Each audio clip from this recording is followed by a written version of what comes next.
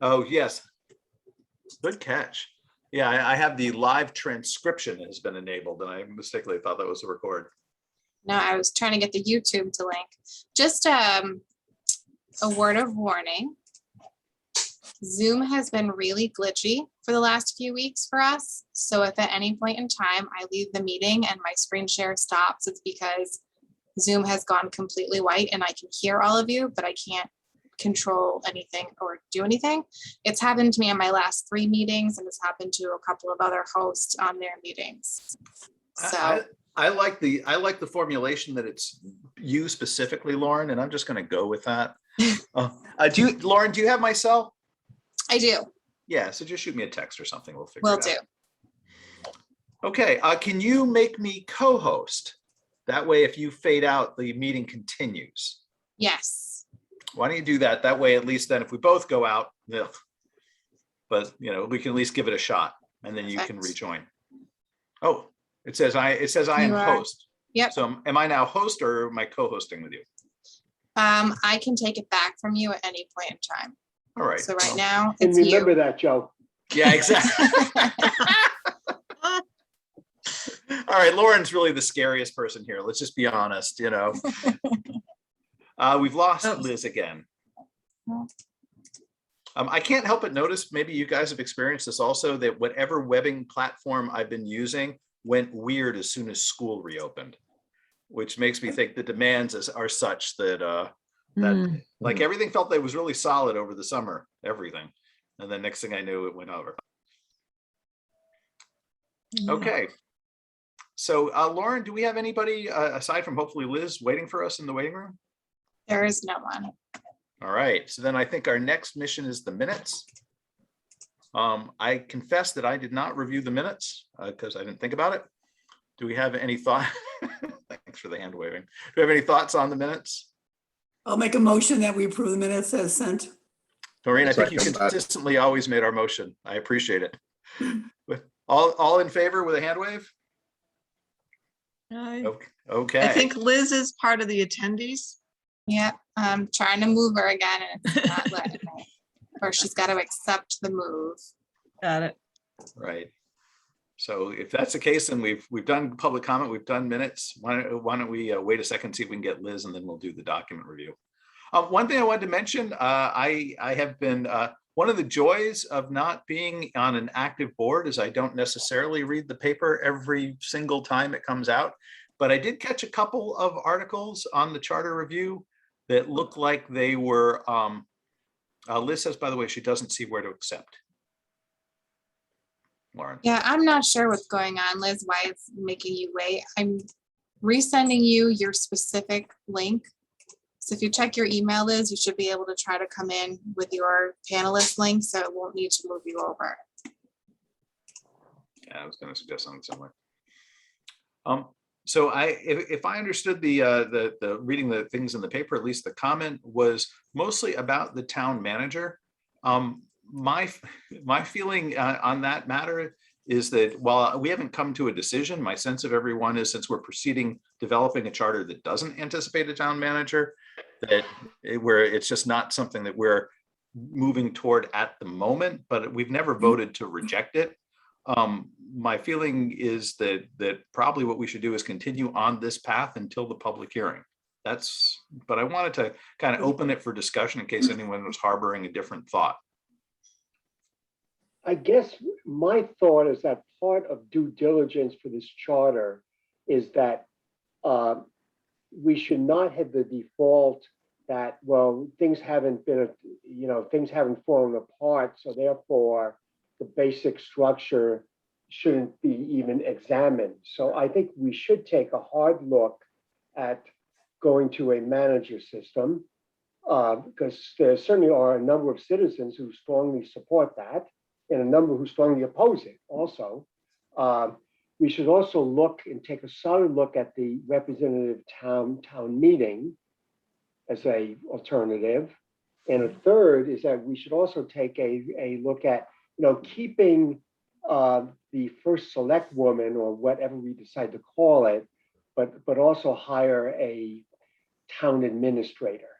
kind of a tweener between the management system, that we should at least take a solid look at those. Yeah. So So I go- guess, Go ahead. yeah, That's I my guess 2 cents. I'm in agreement with that. I guess my comments, maybe I didn't frame them up right, are like administrative.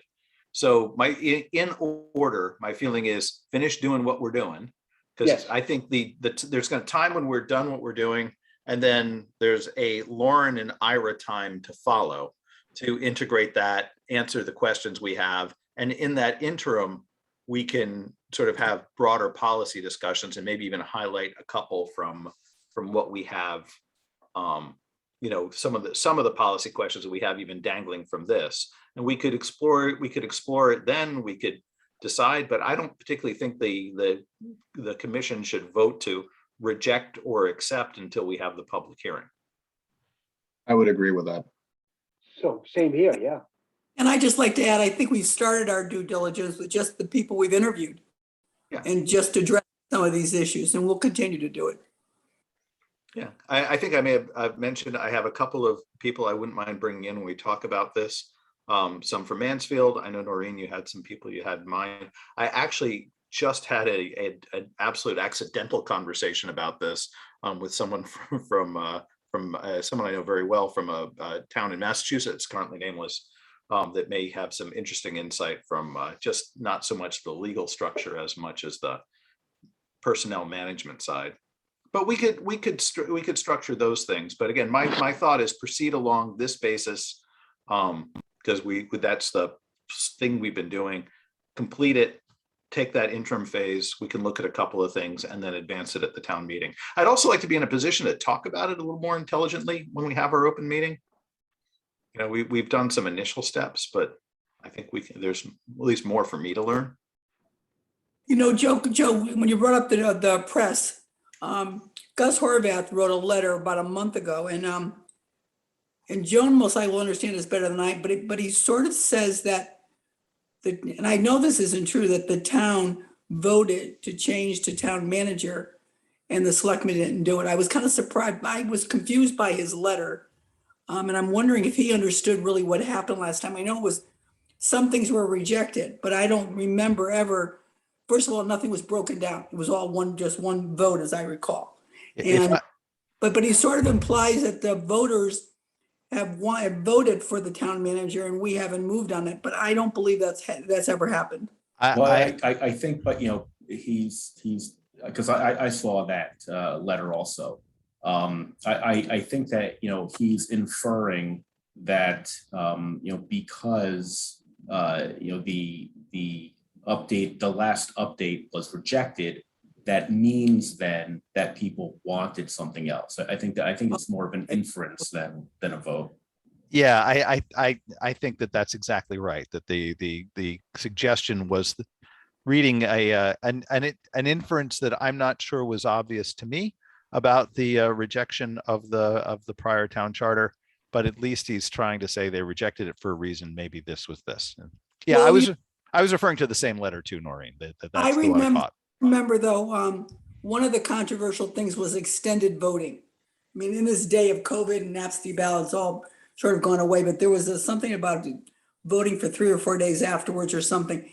But my question is, was it in the proposal that was voted on? I know that extended voting was. There was a breakout. There was a breakout that the first selectman would become more of a CEO and there would be a COO. And in the future, there could be delegation away from the first selectman to the chief operating officer, and gave a very detailed move.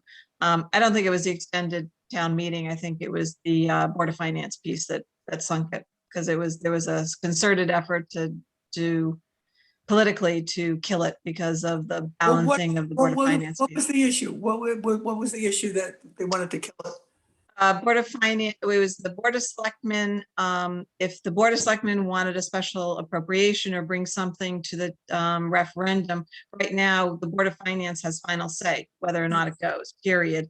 And what the charter said was that there would be a town meeting, and if there wasn't a quorum, the Board of Finance's decision would rule. And if there is a quorum, it would be the meeting would take place to determine whether or not it would go to referendum. Right. That was, I'm under the impression that Joan's correct, that it was the changing of the financing structure seemed to be the thing that got more attention. I Yeah. don't think anyone was focused on that. And I would also argue, and Joan, feel free to give me your thoughts, but that the direction, the conversation we've been having in recent weeks, that the charter should not be in the way of how a first selectman structures their government is kind of consistent, less precise, but kind of consistent with what Joan was talking about under the last charter, though it's a little bit in the rearview mirror. Right. That's how I recall it. yeah. Yep. Okay. All right. So Well, good. You know, Thank you.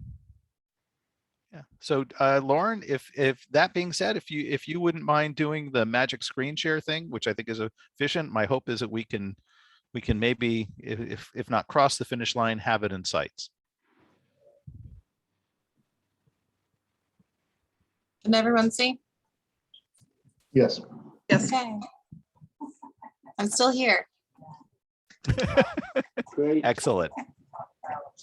Try to get us back. and we to where appreciate we that. were. Okay.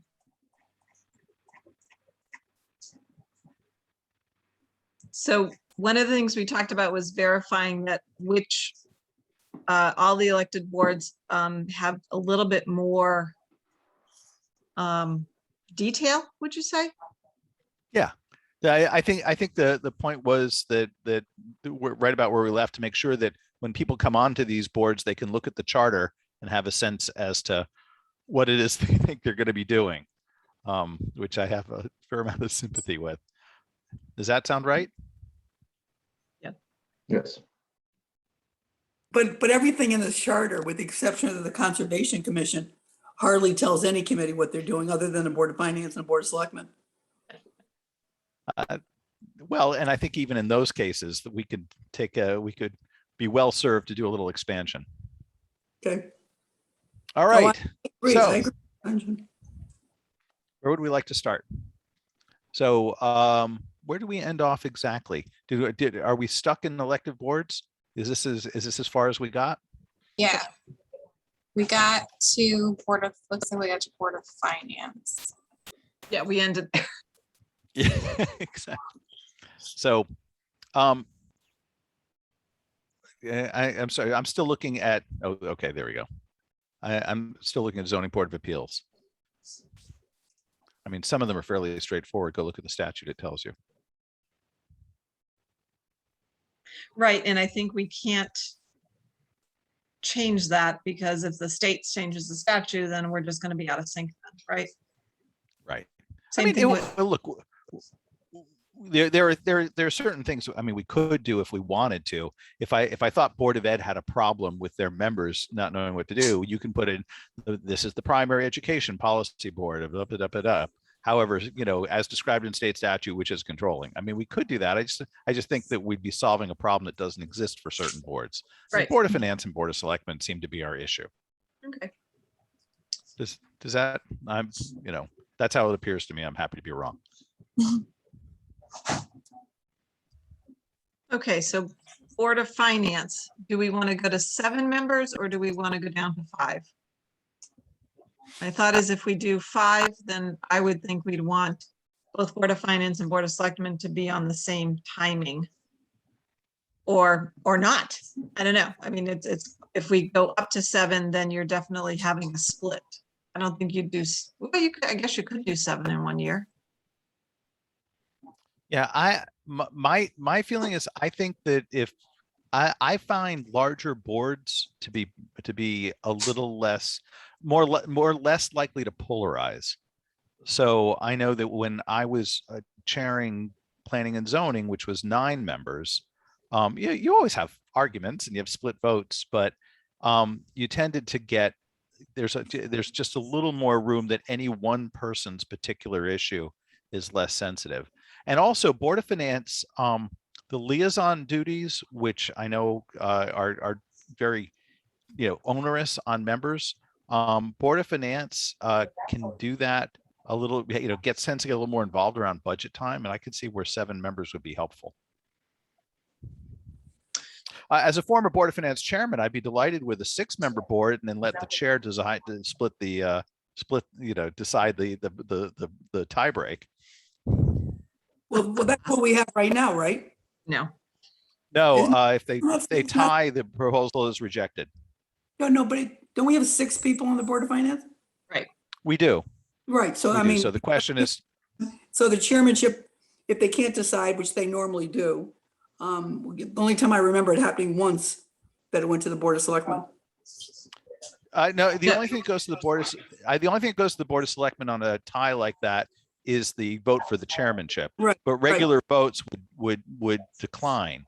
The one thing though that I would argue that argues for an odd number is then if I knew that my board was going to tie, then the question is, what question do I put before them? You can reverse the polarity of the question. So it strikes me that it's fair to have an odd number. yeah, I mean, otherwise you're constantly, if you're not tied, you're in a super majority, which then rolls things through. So Yeah. now the Though as a question becomes, do we split the timing of their election, or do all 7 go at the same time at the Board of Selectmen, since we're going to 4 years there?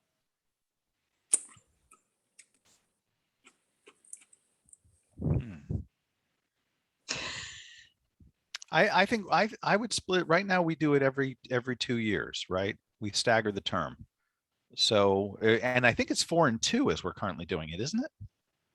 The Board of Yes. Finance is 4 Yes. right now. Yeah, it's Yep. 4 and 2. So I would leave it every 2 years and do it, 3 Actually, and 4. It's not 4 and 2, it's 3 and 3 Is it 3 and 3? every Well- 2 years. Yeah, because there are 3 people that are not running for office, and there are 3 people that, there's 3 open slots.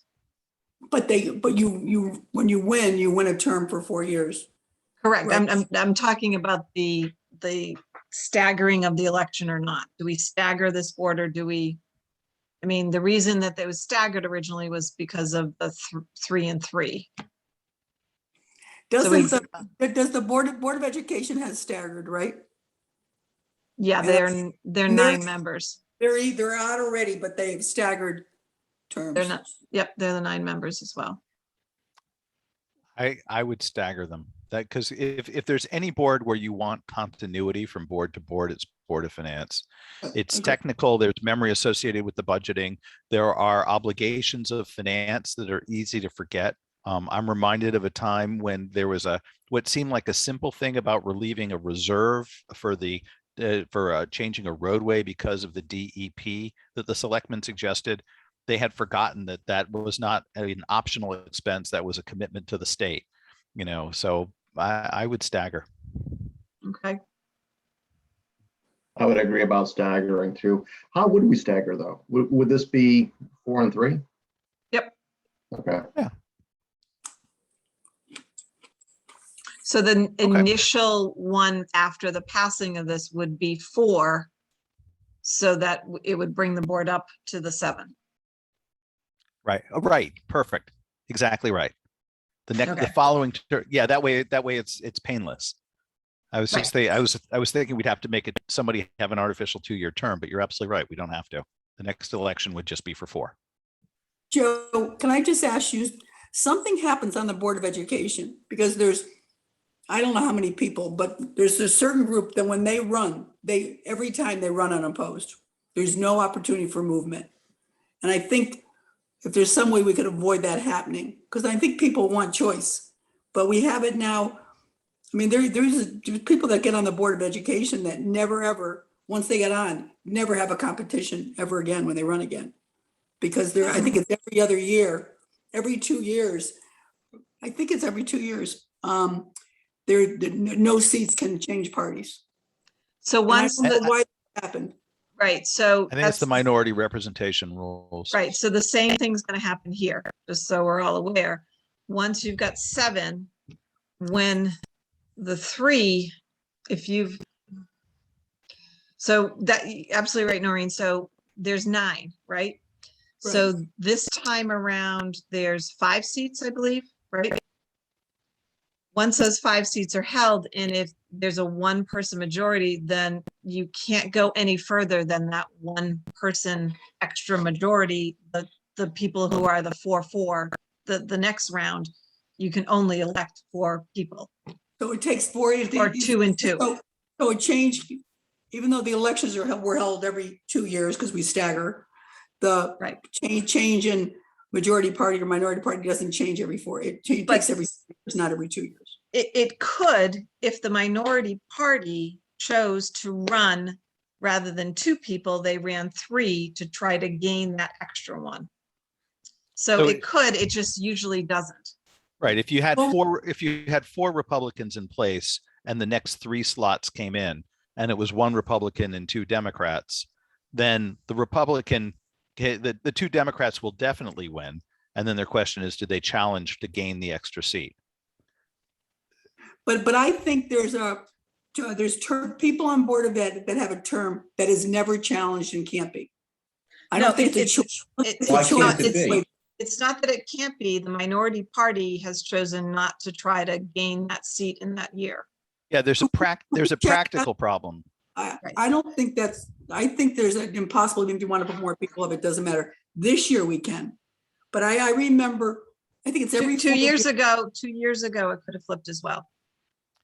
Yeah, I don't think there's Just have to never, run more people. yeah, there's never a problem of somebody can't be opposed.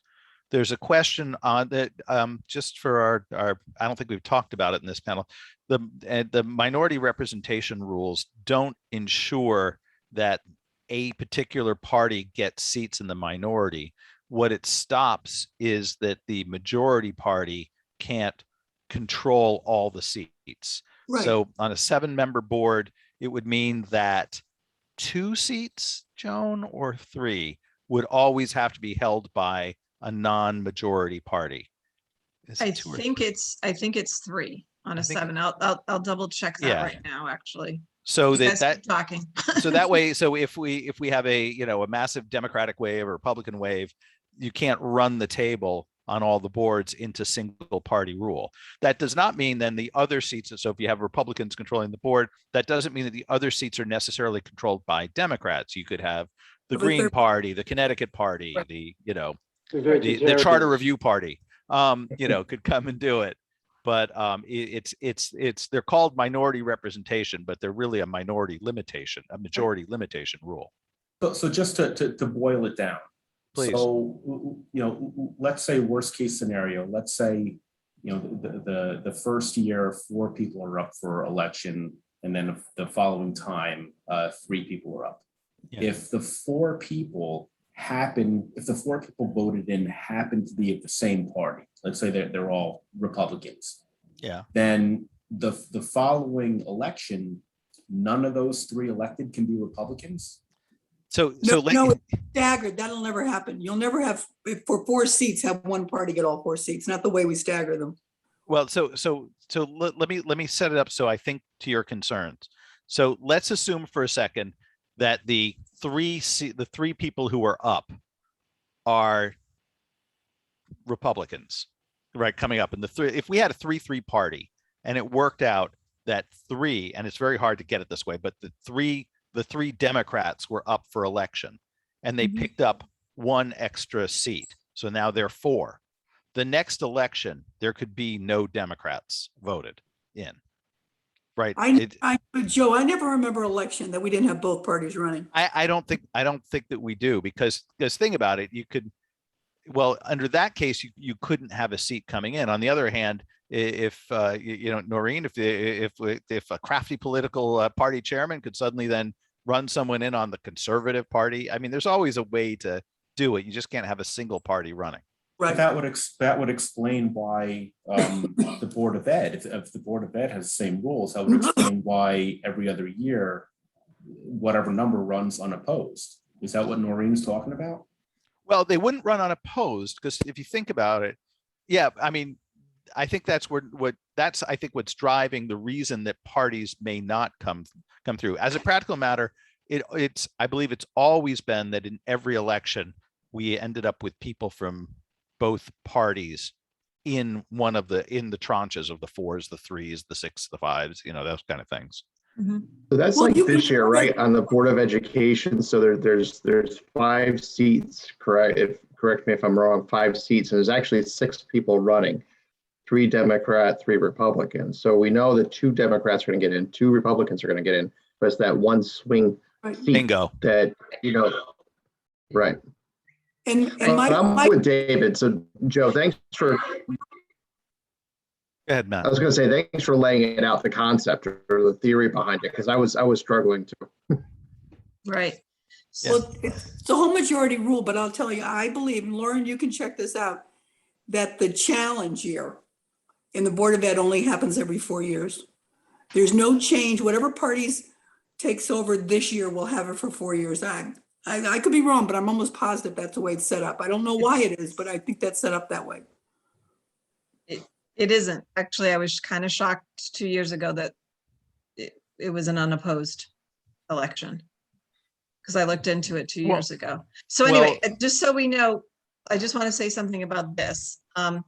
So the Board of Education has a requirement for the maximum under the same party with 9 is 5, just so we know.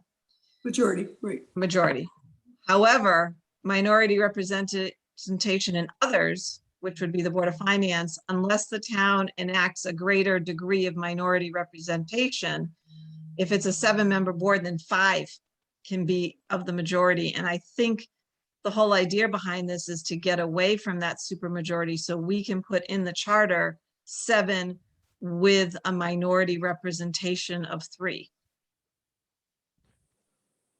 Oh, well, to my mind, that with a minority representation of 3. So we can balance the minority representation rules. So it's not a 2-5, but a 4-3. Correct. Right. And I think we should, because that's one of the things, that's the reason we were discussing this to begin with, was because of the trying to keep the balancing and people working, I confess to be so torn about that. Like there's a little libertarian streak somewhere down deep in me that's like, why should we do this at all? But the practicality, I know, Joan, No, I mean, the no, but practical it is. effect I of mean, it is right there. now, that board could flip from 4 Republicans to 4 Democrats in this election year.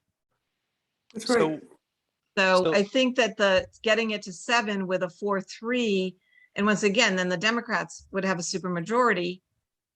And that's, we want this to not necessarily, I think the way the Board of Ed works is great because there is a minority, that's just a 1-person change. And the same thing with Board of Selectmen. So I think we should kind of try to follow that with our Board of Finance as well.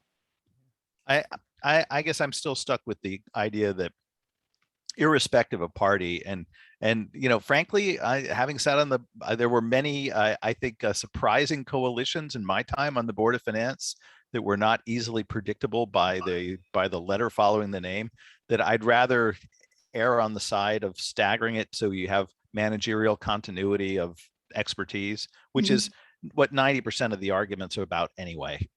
But I think we reference in the Board of Selectmen, we reference, correct me if I'm wrong, that it needs to be only 3 from the majority party, where in state statute, there could be 4. So I think we got to be, to me, I want to be consistent along the boards then. All right, well, let me think that through on the Board of Selectmen, but I think you're right, but let me, you know what I mean? Let we get to the Board. Well, no, of it's, Selectmen, let I have the it up, the representation right. requirements. Yeah. While you're looking for that, out of curiosity, for the Board of Finance historically, there's 3 elected per year. How many people run historically? Oh, actually, it's when 5 members, and so there can be no more than 3. That's part of the state statute as well. Oh, So. by the way, I want to let everyone know I received a text from Lauren. She's lost her ability to be part of the meeting again. I think at this point in time, we should make a lot of half-baked decisions that she has to deal with later. There's nothing she can do with about it.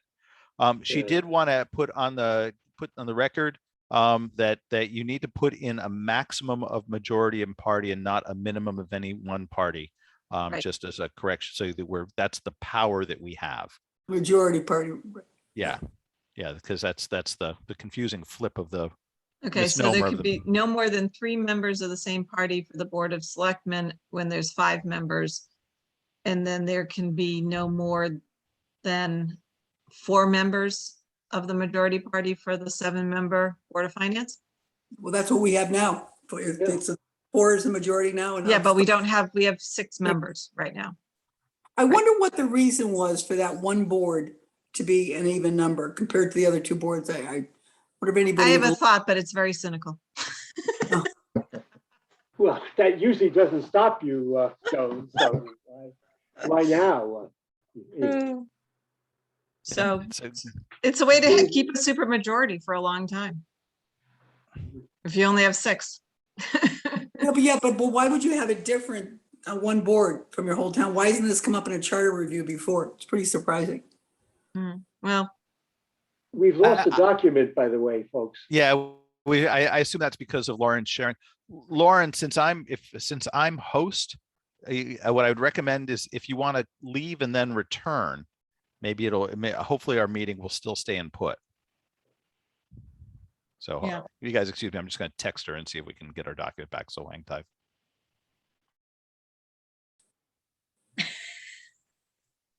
I still love that picture of Joe that he puts up when he's.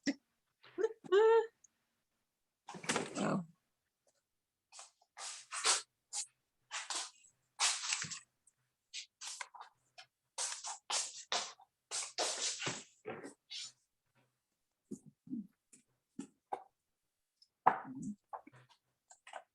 Yep, Oh, there she we is. see Lauren. Okay, Bye. I'm back Hello. for Okay. now. This is the best screen ever. I have multiple Laurens. Yeah, I know. Right, It's it's all my very cool. personality You're- came to the meeting. You're both Greg and Bobby Brady on my screen. Oh, Joe, too much. You're the 2 little ones on my screen. Oh, Yeah, who do there we we go. lose? There we go. All right, so I Alright. did pass on your comments, Lauren, on the expressing this in terms of majority versus minority. Perfect. And I had started making that change, and obviously you guys weren't able to see me making the change on the screen because I also had to close everything down. So I did put that in here, no more than 4 members from any one party. Okay, and term shall be staggered with the initial term following the passing of the charter to extend to 4 members. Yes. Do we say extend to 7 members total or 4 members? Get to see both. Right, or 4 of the 7. I mean, you're going to have to hand this language to Ira anyway, Right. right? Yeah, Right. yeah. Yeah, okay, got it. Okay. With our newly restored, so it's too bad, Lauren. I felt we had free reign to pass over a lot of things. We're going to offer free beer from town hall. We were doing a lot of things. I could still hear you. Oh, Okay. hey, you know what? That's all the better. That would have been more Yes. fun. Oh, All okay. right. So where to next in Board of Finance? Regular town election, first regular scheduled meeting, chairman, yep. So this note here is just that this is applicable to all boards and commissions, not just the Board of Finance. And then again, Ira questioned this comment that we have in the next sentence about the Freedom of Information Act. All boards and commissions follow FOI. So again, we're not really sure why someone felt this was specific to like making sure it was in here for the Board of Finance. Given the nature of FOIA, I would completely pull that. Yeah, You know, because A, FOIA could change. B, since FOIA actions tend to be somewhat contentious, I would rather just let state statute control and not have some complicating language. And I don't think we need to mention quorum now either, because we now have the odd number. That would just be a regular quorum is the majority, correct? yeah, Oh, look at us. We're saving words. actually, yeah. And then I'm just gonna highlight this for myself. I'll go back and put it at the beginning of the section. Okay, Okay, now we're into the fun stuff. So one question I have right off the bat Yeah. is Yeah. is the the preparation of the town budget. No. Yeah, the Board of Yeah. Finance does not prepare the town budget. Oh, I'm sorry, Bob, I didn't see your hand. No, I have maybe the same. I'll let you guys who are more knowledgeable. I was shocked when I read A. Yeah, it's also just not true. The Board of Finance hosts the budget process meetings, but they receive a budget from each of the divisions. The first selectman, it's part of their job. That was my understanding. So, yeah. Well, you know what, but Joe, the thing here is they don't prepare it. You're exactly right. Board of Ed does, and the superintendent does, and first selectman and the whole Board of Selectmen do. But it is the second part of that, that they are the budget authority is so important, because I think that gets lost. But they do prepare the final budget that goes to vote. So I guess the Say way, that- yeah, the way that I believe they function, the way to me is they receive the town budgets and they prepare the consolidated budget for presentation. They prepare and, it's not just prepare, right? They prepare and deliver the consolidated budget for presentation to the voters. to referendum. Yeah. That they oversee the budget they're the lead authority overseeing the budget process, which includes receipt of budget proposals from the Board of Selectmen and the Board of Ed, creation of a consolidated town budget, and presentation to it to the voters. Like, that's the process, as I think expressed correctly. My 2 cents is that when I read preparation of the budget, I'm thinking, gee, I'm on the Board of Finance. And I'm thinking, we're a peace-loving community and we get along. So why don't we lower the police budget to $5,000? Yeah. Well, so the reality is the Board of Finance ultimately can do that, but I think the thing you're catching is that how does it actually work? The chief of police sits in front of you with his presentation for his budget. He puts the budget together. The A would give you the impression that the Board of Finance could just do it on their own without asking anyone, which would be a confusing world. It doesn't happen in practice, and I don't think the charter should say so. Right, they can obviously, they don't just present the budget to the voters. They shape it. They and have the ability to modify it. How does that sound as well? My understanding is that the policy initiative is in the hands of the Board of Selectmen. You can't modify what's at the hands of the Board of Selectmen? The policy initiative. The policy initiative is basically, that's where that responsibility sits. And the Board of Finance then looks at it and says, wait a second, this is crazy. We can't afford so-and-so, or it may not be my particular choices on policy terms, but it is affordable. So we move forward. But I think that, yeah, I think that that's where the bone of contention lies. So maybe modify, maybe make adjustments, make necessary. Well, I don't know if we want to. So I think one of the problems right now is the line item adjustment issue versus just make vote on recommendations for full cuts. You know what I mean? So for the Board of Ed, they say, okay, we're going to take your budget and it's going to be less $100,000. And here's the reasons why. For the Board of Selectmen, they go, okay, here's your budget. Okay, but we don't think the road should need that much money. So we're cutting that. We don't need this is cutting that. We're cutting that. So I think that if we can get the Board of Finance to act towards the the town's budget like they act towards the Board of Education budget, that friction may reduce, because it's like, okay, town, we're reducing it by 100,000. You guys, Board of Selectmen, figure out where you want to take that from. Yeah, Joan, I totally agree that has been an issue in the past. Yeah, my concern about that, though, is a couple of things. I mean, one, that the Board of Ed has a separate requirement being able to pay for things, but it's the town that creates reserves. And to be perfectly honest, I've not always experienced the world's greatest safeguarding of reserves on behalf of our boards, where the Board of Finance has the ability to say, no, put more away for the fire truck, where that's not an issue with the Board of Ed because they don't keep reserves. Instead, the town does. So Well, maybe we break it up as operating budgets get a cut and reserves are something that can be added to or subtracted from specifically by the Board of Finance.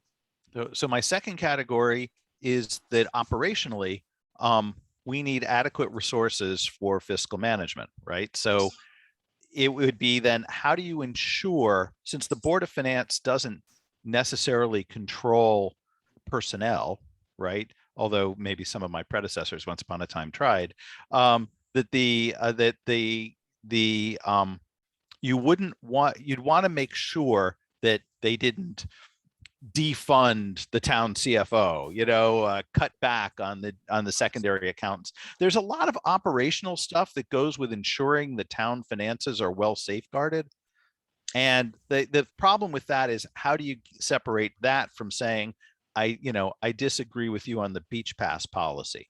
Yeah, you know what I mean? Like there's a difference between make sure that the audit integrity is good and that we're safe versus policy elections. I think that then it becomes a Board of Finance recommendation, not an edict. You know what I mean? It's like, we believe that this will be a problem for the fiscally responsible of our town or the fiscal health of our town.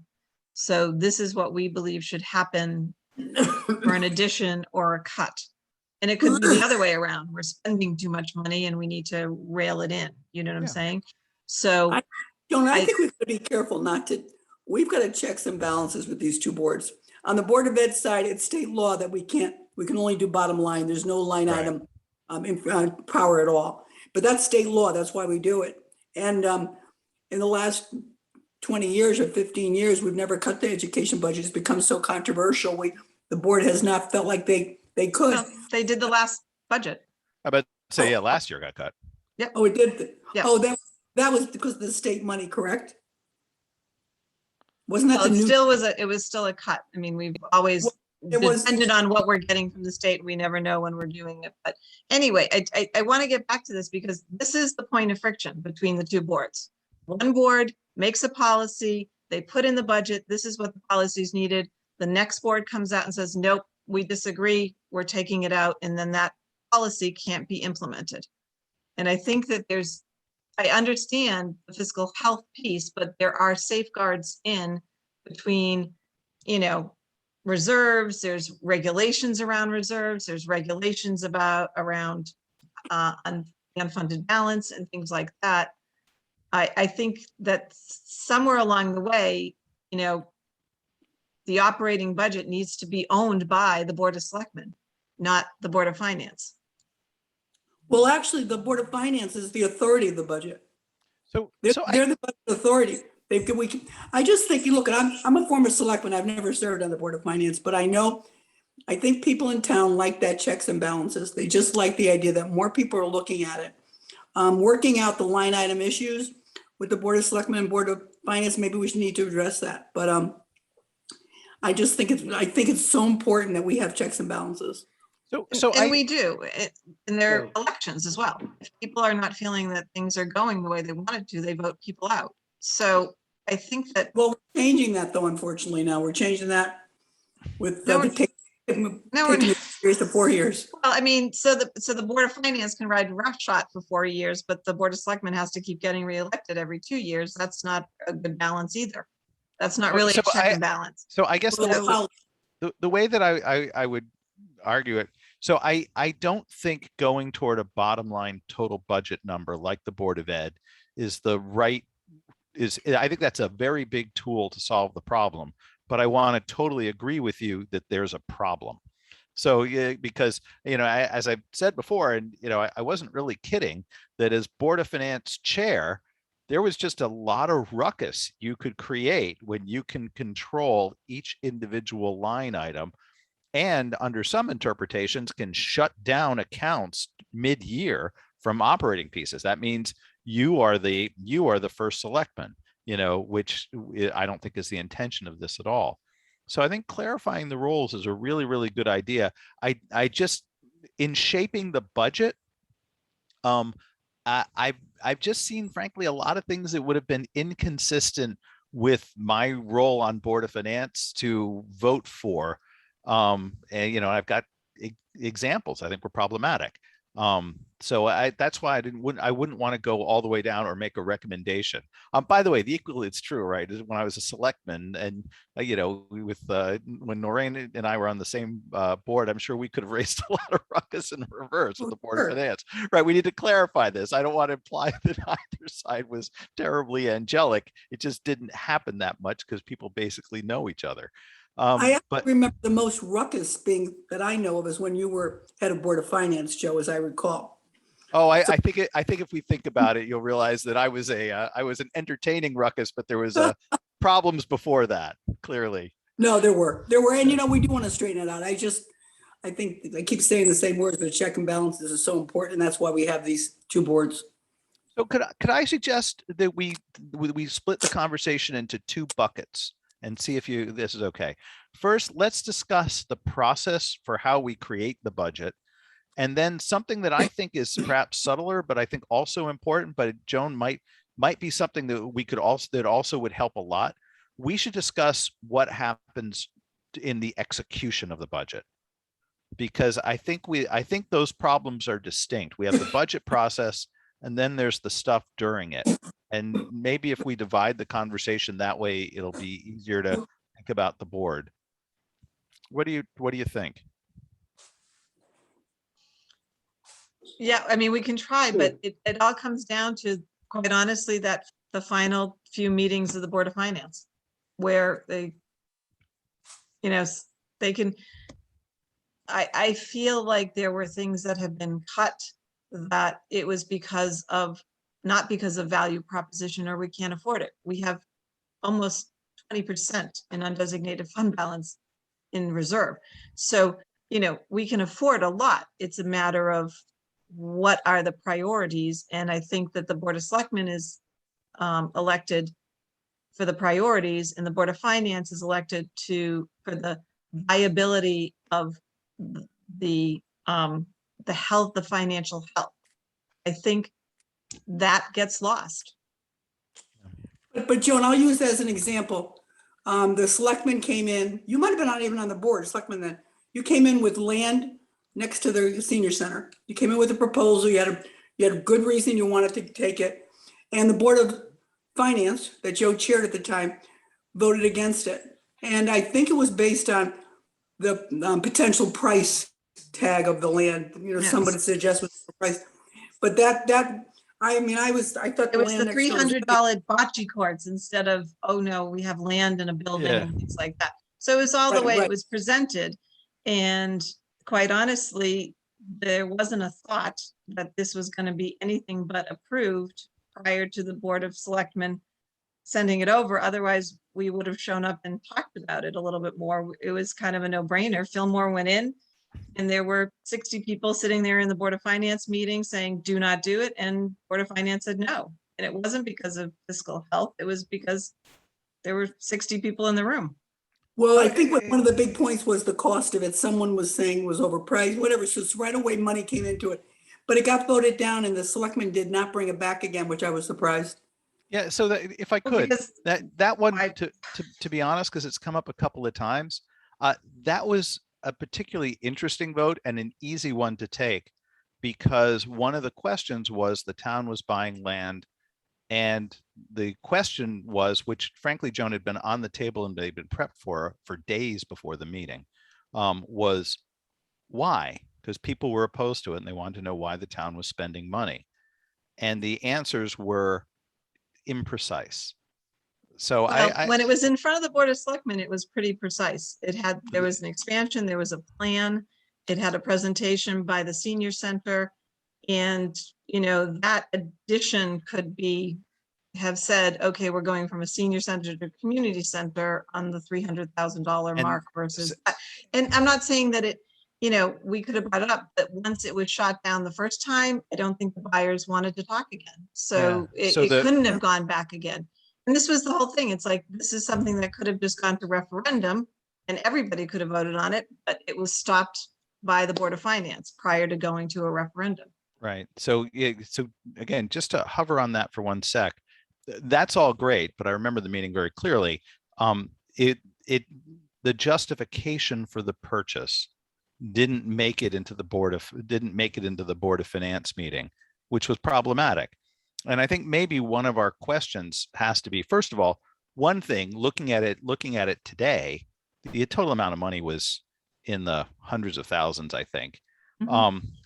Given, as you pointed out, the 20% fund reserve and where we are today, does that need necessarily to even go through the whole process for what's a fairly small purchase? You know, if you really look at the size of our operation, we hamstrung land, you know, do we need a different process for it?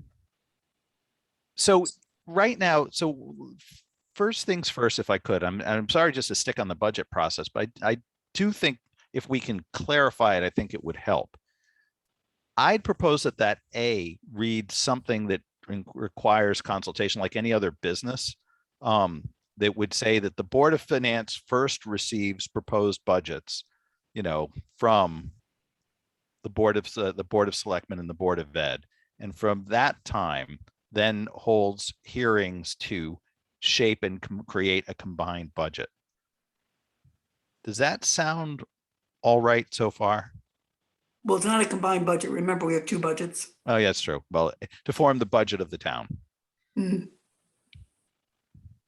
So what's confusing me is my understanding is that a number of the people who've testified see that the role of the Board of Finance is not the same as the role of the Board of Selectmen. The role is to look at the budget in terms of affordability, fiscal prudence, etc., not policy preferences.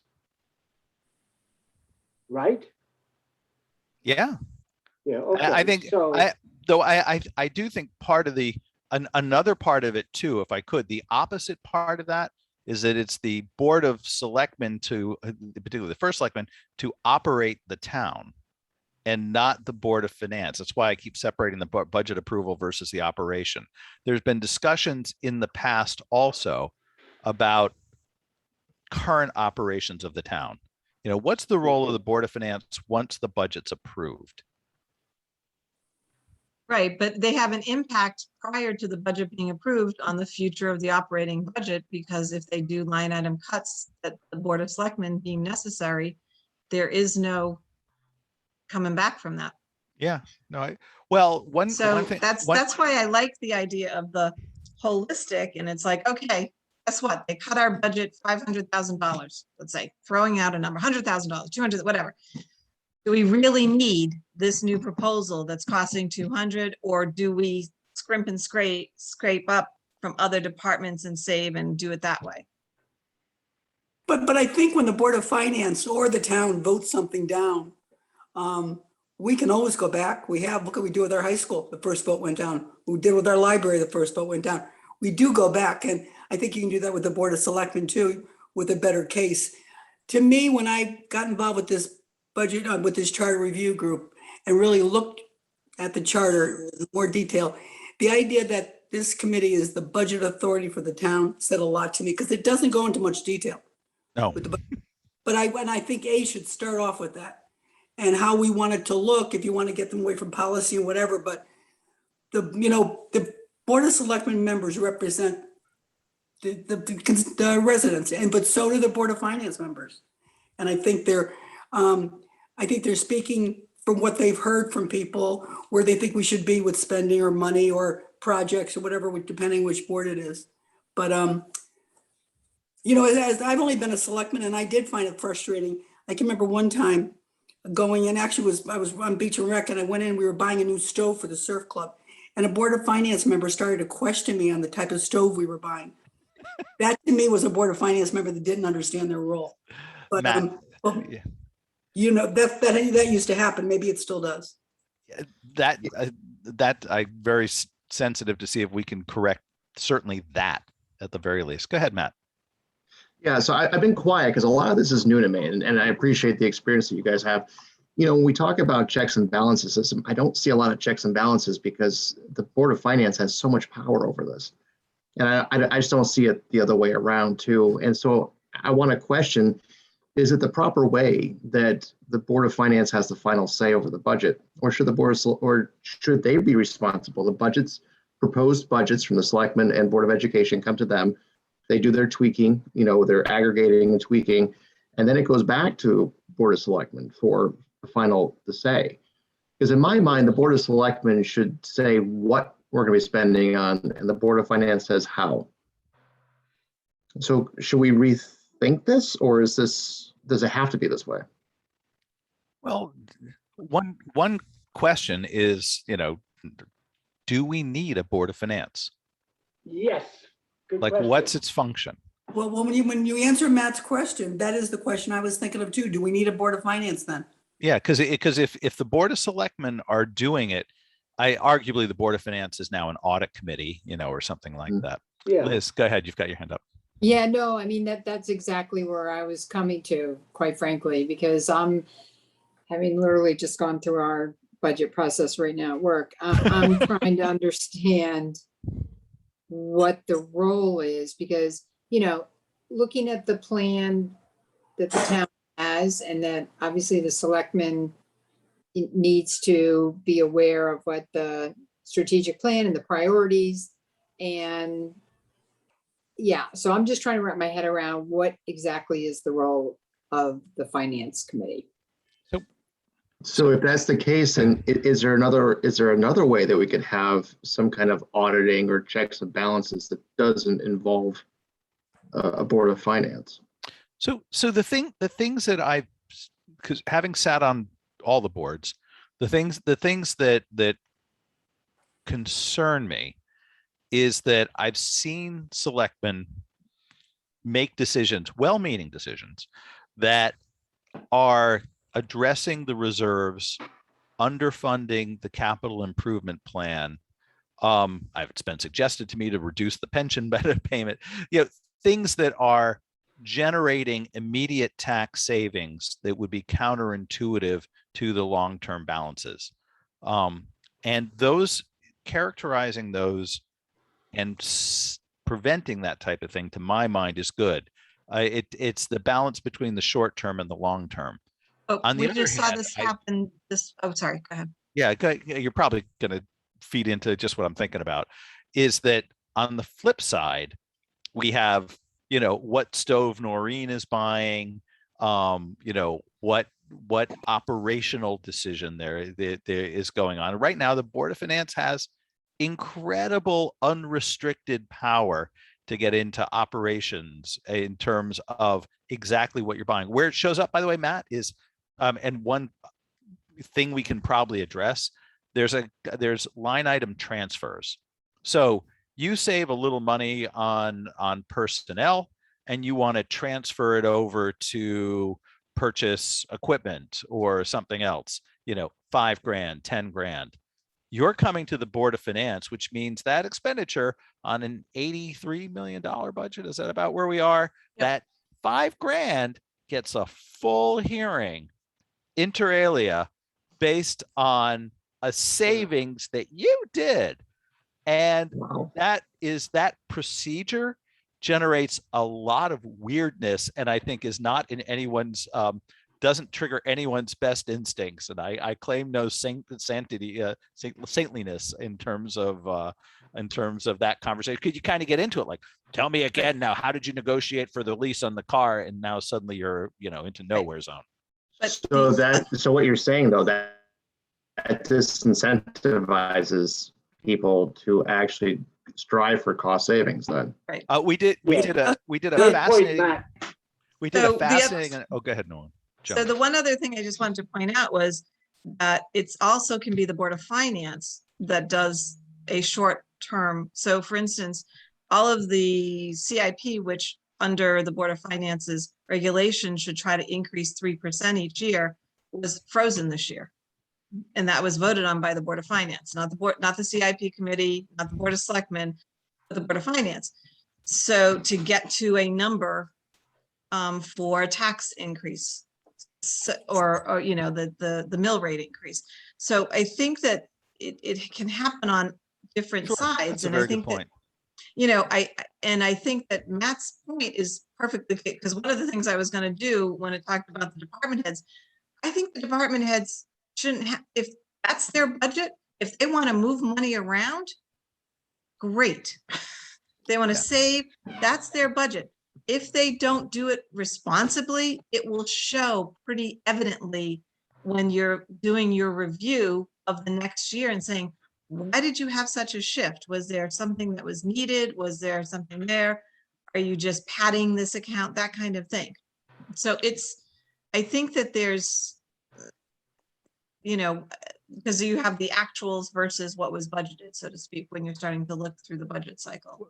One of the things that was super revealing was at some point in time on my term somewhere along the line, we did a form fitting analysis where we took each account and looked at its actual ending balance per year for several years and drew the curve between proposals.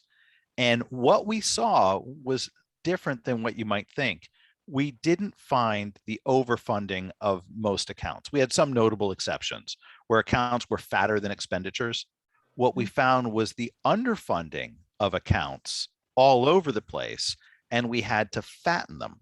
And they were things like private engineering expenses, copier expense, things where department heads had been trying to reduce their budget under the process in a way that it wasn't reality. Because what would happen is that they would then come for there would be budget shortfalls and we'd be doing transfers. I mean, ideally, your form fit on your budget should reflect your operation plus some margin as closely as possible, right, for account design.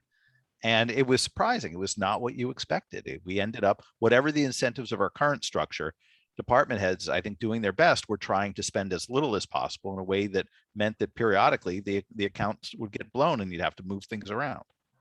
You know, Joe, can I just, granted, I was a selectman a long time ago, but even before that, I was Beach and Rec 9 years. There was a mentality, and I mean, if it's gone, great.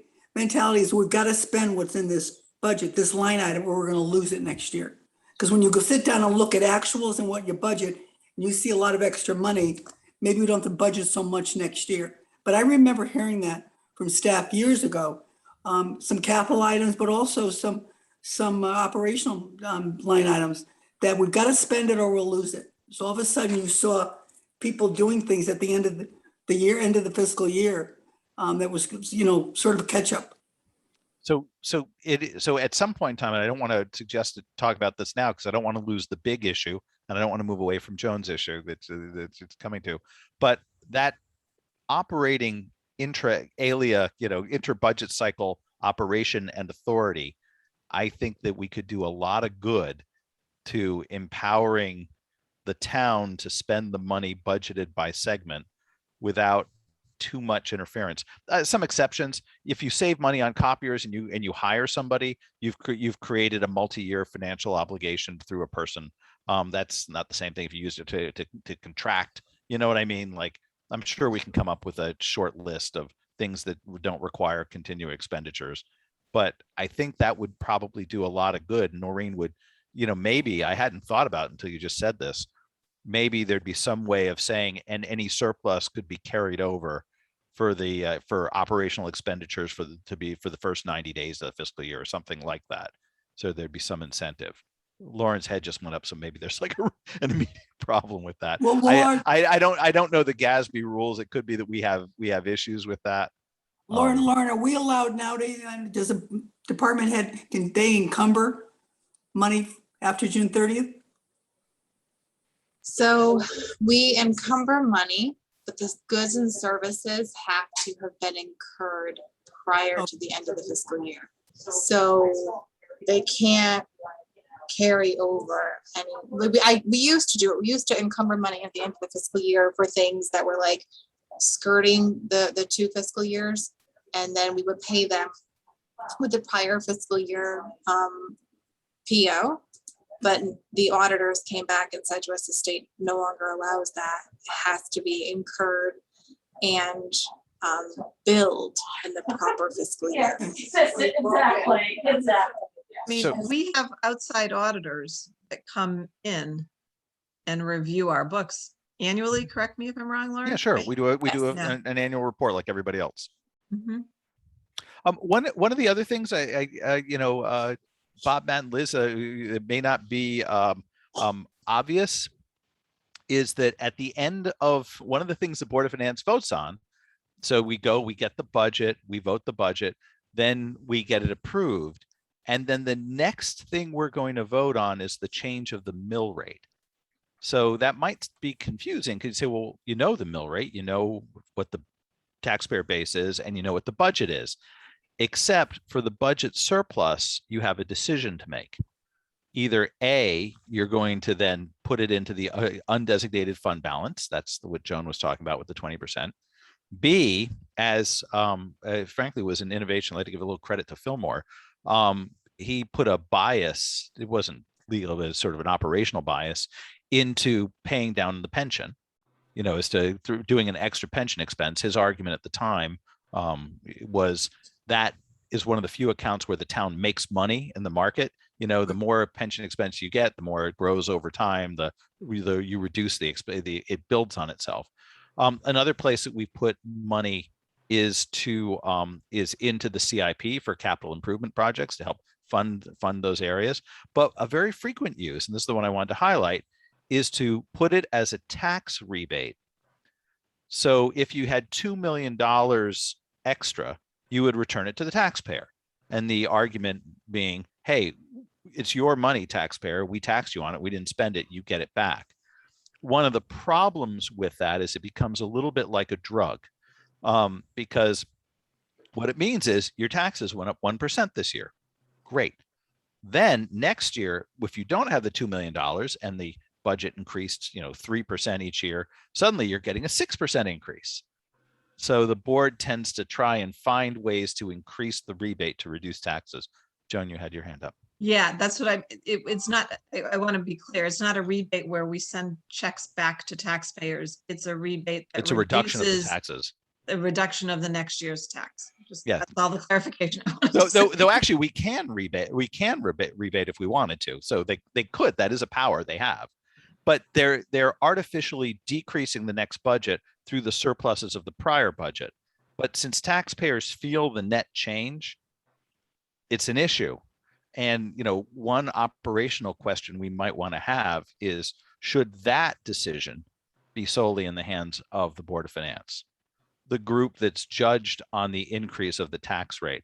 Because for me, that's a moment that can lead to some of the uses of funds are very good for the town in the long term. Some can be used to decrease items that shouldn't be decreased, and the desire to then get that money can lead to some very big decisions. Joe, can I ask you a question about the point with, as I recall, the last few years, it's been about 800,000 they've infused into the new budget from the general fund, correct? About 800,000, I believe, each year. I'm unsure in recent years. I think there were years that I remember it was only like 300, whatever, but it was 800. I remember but, much bigger numbers in some years. I don't remember There were anything. zero sometimes, but It was Yeah. zero sometimes, you're right. But I've lost my question now. Let me just think for a minute. Oh, shoot. So obviously, like Joan said, we don't give checks back, but this just comes off the budget each time. To me, that definitely is a Board of Finance decision. When I was a selectman, and I don't know when this changed, but the Board of Selectmen never made a decision or a proposal, whatever you want to call it, on what was going to come out of the general fund. That was done by the Board of Finance.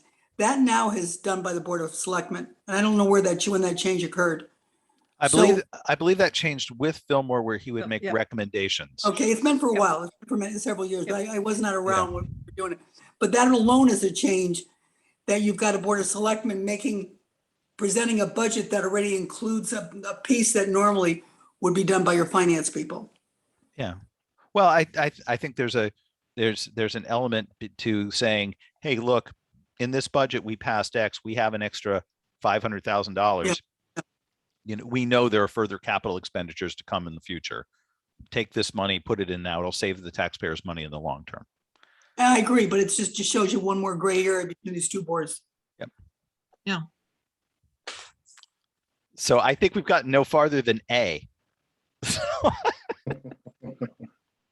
So how do you want to think about it? I mean, let's go back to the Matt question on, what are we doing with it? Or was it Liz? I think one of the things, if I could say, B, enact regulations implementing policies within the jurisdiction, but the jurisdiction is never defined. And it's not defined at the state level, really. It's kind of like, it's one of the more wishy-washy areas.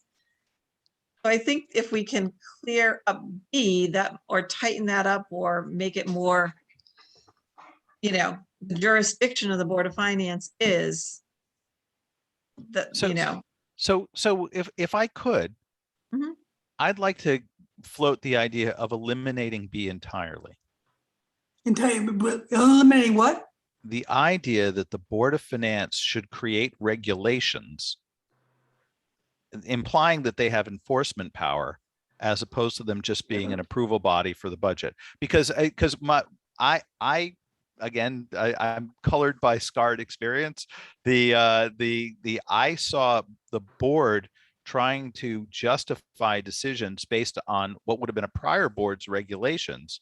When you're an elected official, if you guys were elected to the Board of Finance tomorrow and you saw something you thought was bad for the town, you're not going to rely on a prior Board of Finance's regulation to restrict you. And also, some of those regulations were inherently operational.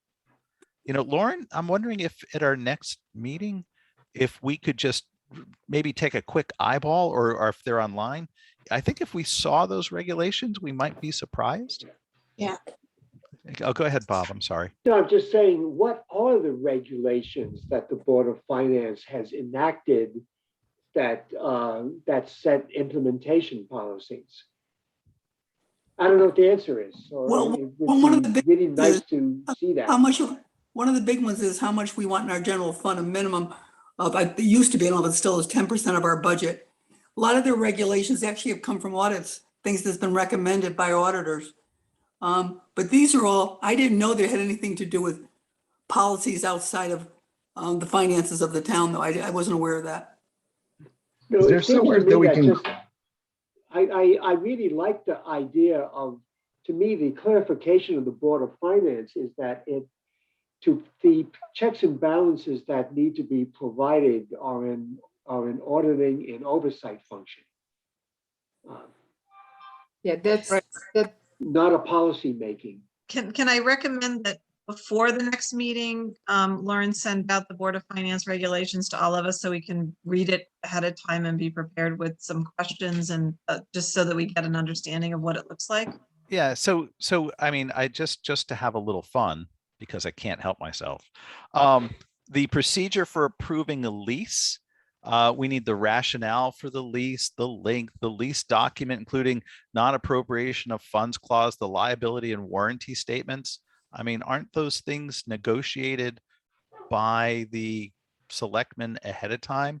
To approve anything for beach and rec, you need the liability exposure. Any program that's expected to exceed 20,000 in revenue shall be considered a major program reviewed by the Board of Selectmen prior to implementation. I mean, there's a lot of things here in what is I'm guessing about maybe 30-page document or so.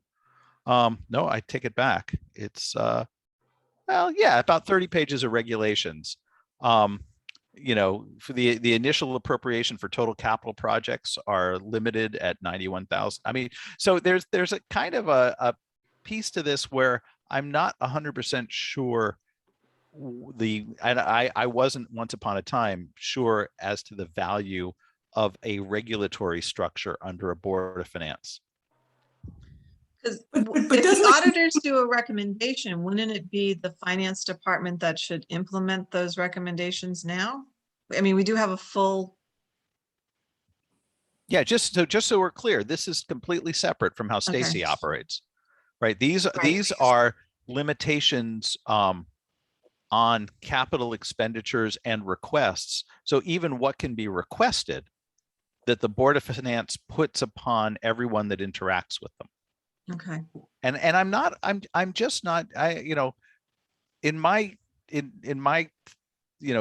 thinking, I'm not sure, frankly, the political status of this. I mean, if you're elected to the board, you're not going to vote for something you don't believe is good for the town just because it's written in some reg, or what the enforceability of it is. And I looks to me like these type of things, if we all got together and were the Board of Finance and voted on a regulation that said, no request shall be approved without Board of Finance approval in excess of $2,000. Okay. So now you're changing what the Board of Selectmen can spend through your regulatory power. right. I kind of think that whatever it is, the rule should be few and in the charter and not set to create. but So these are not town, these are Board of Finance regulations for themselves, correct? That they've set up for their due diligence. And it's 30 pages long. I agree with you, Joe. It looks like they've got to be reviewed. well, That's not the charter. yeah, let's take a look at them, because I think when you're looking at lease requirements and things, in order to get the Board of Finance to approve something, then you need to follow their regulations, or no soup for you. So so that's kind of how the whole If thing you're going looks. to stick the town with a 20-year lease or something, I want to know they're getting involved a little bit, wouldn't you? Oh, I'm not having a problem with the board, going in and approving things. That's fine. But understand that through the regulatory power, we can create, if we're the Board of Finance, we can create our authority. So, Yeah. right, I Yeah. adopt a regulation that says to relieve any expenditure for a piece of electronic equipment in excess of $1,500, I wish to see you in front of the Board of Finance. That's a regulatory requirement that now attaches itself to the budget. So before you relieve your technology budget line item, town operator, you now need to go and get clearance through the Board of Finance. Now, what if I do this for, I don't know, police car, gasoline? My point is the regulatory authority is a way that the Board of Finance can reach into operations. And it's not through the budget, it's the other side. Okay.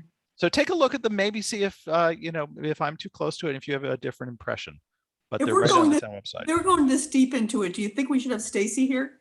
I'd love to have Stacy here, see what she has to say. But just for some, I never served on it. I think you're the only one here that has, Joe. Yeah, it's only because you talked me into it, Noreen. I haven't forgotten. It was a big Actually, favor. I owe actually, you just for some levity, Lauren, what was the story behind trying to divest the ugly couches at town campus, and what were the problems with that? Did we lose her? No, I'm here. I'm here. No, it was the ugly chairs. Chairs. Because they, as an inventory, they were inventoried as one item, and that is over a certain amount of money. So we have to go to both boards for approval before we can get rid of them. Yeah, so I guess one of my concerns is that whatever we decide should be the limitation of the board, the regulatory power can undo us. And I don't know anything else like this. The Board of Selectmen doesn't have regulations like this, right? They just function through ordinance. Am I right on that, Lauren? They have policies. The Board of Selectmen have policies. Yeah. Yeah, but policies are different than regulations. Yeah. You know what I mean? It's one thing to be policy or a Board of Finance policy, because that's just, okay, this is kind of how we try to do things, versus regulation is you got to do it, period, end of sentence. Hard stuff. Yeah. So let's take a look. Noreen, I think you'll find the Beach and Rec activities account. I'm sure there was a really good reason for each of these when they were enacted. I just don't know that this type of rulemaking is the way to get the type of clarity that we're after. Mhm. It's So- not clear that these are financial either entirely. I mean, they are. Noreen's asked the right question, like, well, wait a minute. If I had to approve a lease, it makes sense that your Board of Finance might approve a lease. It's a long-term obligation. You might want another set of eyes Okay, on that's an something. auditing type of. Those things. Yeah, Yeah. I mean, Auditing that- all that the I- sites, that makes I- sense. I get that too, but I think that there's a time, like, to me, the time for that is after you don't preset the restrictions around the lease, because you there go. may be a justification for the way you're doing the lease that supersedes like just the financial impact and say, okay. So let me give you one more example. If any of you are looking at it, section 7 is grants over on page 11. And it's the type of thing that, frankly, we used to ask all the time. And when I sat in the chair, I never thought twice about it. But decision to pursue external funding. Does the funding provide equipment and services related to health or public safety? Okay, I guess. Well, all I know is the department said they wanted to go for a grant. Does it provide recreational expense? Does the funding add to staff workload? Well, you're kind of hoping that the department had worked that part out. I mean, it's a good question. There's nothing wrong with it. Does the funding place restrictions on the town? That's fair. But a lot of these are outside of the funding thing, as you sort of look at it. Does the funding imply endorsement of any business or product by the town of Madison? I kind of think the selectmen in voting for the grant should have looked at that. It's just a lot of nothing is poorly intended or inappropriate. It's just, should this be regulatory and functioned at the Board of Finance level? Got it. I want to be sensitive to the fact we're at 6:23, and I think Joan has a birthday hard stop at 6:30, and I want to make sure we stick the landing. Yeah. Well, Sorry about that, guys. Oh, please. First things first, do we have our next meeting scheduled? We do not. And the other thing that we need to review is the public hearing date. Joan had sent us an email that there is a town event that evening. And I'd also like to point out that since the last time you guys met, the Planning and Zoning Commission has decided to hold a public hearing that evening on the potential marijuana sale and permitting moratorium. So I am sure the charter review will grossly attract more people than a discussion of marijuana. I believe that this is Just by our attendees here tonight, beyond our panelists, we can say that with confidence. I am always an optimist. Lauren, would you like to propose an alternative date? So you guys had also floated doing it the following Thursday, the 28th of October. So if you guys just want to move back 1 week, everyone I think was available that day as well. Actually, Lauren, unfortunately, I sent back, I'm going to be at a wedding outside the country. So unfortunately, I will not be able to. Okay. Sorry. Yeah, I sent that the first time. And I think since it landed on the 21st, I figured, okay, great. Not a problem. Do you want to try? You going for the whole week, Liz? Yeah, I'm leaving the 26th, and we don't come back until the 2nd of November. Don't forget your absentee ballot if you're going to be in flight. No, I'll be home. I'll be home to vote. Okay. How about, and I think given the fact that my dream of getting a view of the finish line, isn't that the analogy I used at the beginning, was I sensed the Board of Finance, Board of Selectmen conversation might lead to a little more chit chat. And that's good. Maybe we should consider moving a little later even. Would we want to look at, say, the 11th? Does that work for anyone? You're talking about the 11th of November? I am. It's a holiday. The 11th is Veterans Day. Of course. How's our 4th? But wait a minute, Veterans Day, do we have anything, but all the festivities, everything's during the day, can we do it at night? We're closed, so I would rather not do it on my day off. Lauren. Oh, come on. Oh, Lauren, first Lauren, it's Chuck. marijuana, now it's staying Chuck, home. I mean, this is, Jeez. Jeez, I mean, Oh my, staff what is support here this? issues is So tough. very difficult. Well, Well, what let's, about the 4th? You say, yeah, the 4th works for me. I'm just gonna check the town calendar. I don't have anything on the office I wouldn't be able to do it on the 4th because of work. Could I ask, are Monday nights more attractive? But anyone, unfortunately, Tuesdays and Tuesdays we were meeting are shut down for me. My teaching schedule has changed. So I'm out of pocket Tuesday and Wednesday nights. Unless you all want to come to con law, I think I should. I do talk about charter review in class. You guys should come. yeah, I took a year's course in con law. Yeah. How about November 8th? Going Mondays. Is that a Fine Board with of me. Selectmen meeting? Lauren, is that a selectmen's meeting? The 8th? No. Nope. Is that I date could do the 8th. I can works do for the me? 8th. I can do the 8th. Same here. Okay.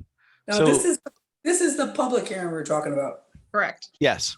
So let's double check, Lauren, if you don't mind, before you lock it, check in with Yeah. Dave, because if you remember, he had to leave at 5:45. And if he can do it, then are we setting ourselves up for public hearing failure? Will people come to a Monday evening public hearing? I don't think that makes a difference Monday or Wednesday, Thursday, or I don't think that matters. No. Unless it was Friday or Saturday, I don't think it would matter. Well, If we May- promise something fun, we'll Maybe tell we people should that we'll be merge. discussing. maybe we should merge with the planning and zoning discussion on. We'll Or announce we this could as also, a- we could say that we want to put marijuana into the charter. that's I it. like the way you think. We're We going, could we're going to be We could have the, all samples. We could have tables with samples that Oh, night. Why don't we yeah. do that? that we'll rename ourselves just for that evening, the Cannabis Review Committee. And Okay. I'm sure the CRC will then attract sufficient attention. Joe, you've lost control of this group entirely. You realize. I think that, Not that you ever had it, but it's I think- totally gone. I think the diligence of this group is unparalleled. So let's try the 8th if that works. Okay, and then the next meeting, Yeah, so we are, let's see, hold on. Sorry, I'm sitting in November.